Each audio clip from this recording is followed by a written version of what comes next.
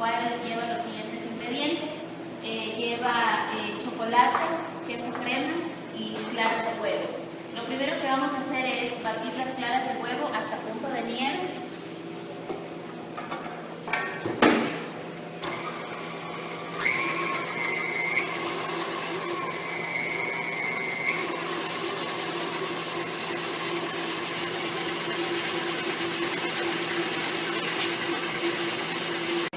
Batimos las claras hasta que queden a punto de nieve.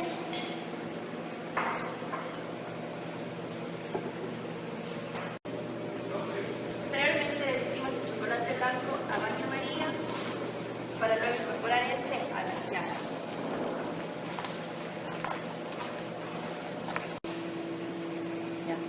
Derretimos hasta que quede completamente diluido.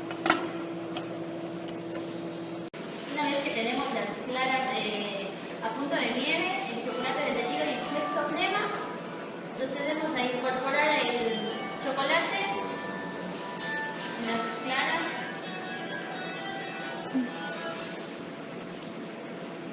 vamos moviendo, agregamos el queso crema.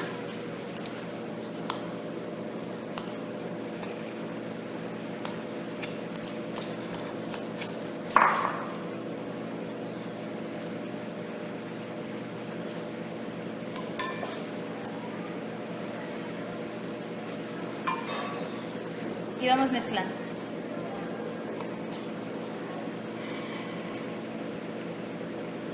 Luego agregamos la mezcla a un refractario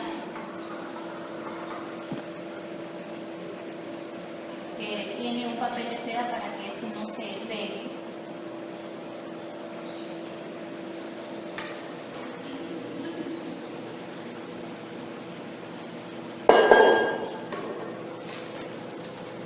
Luego lo colocamos en un bowl con agua caliente para que se cocine a baño María. Lo ponemos en una placa y lo llevamos al horno por 30 minutos. Una vez que estuvo en el horno los 30 minutos, lo dejamos 15 minutos más reposar en el mismo horno. Entonces, ahora procedemos a colocarlo en el plato y lo vamos a acompañar con una espuma de ciruelos.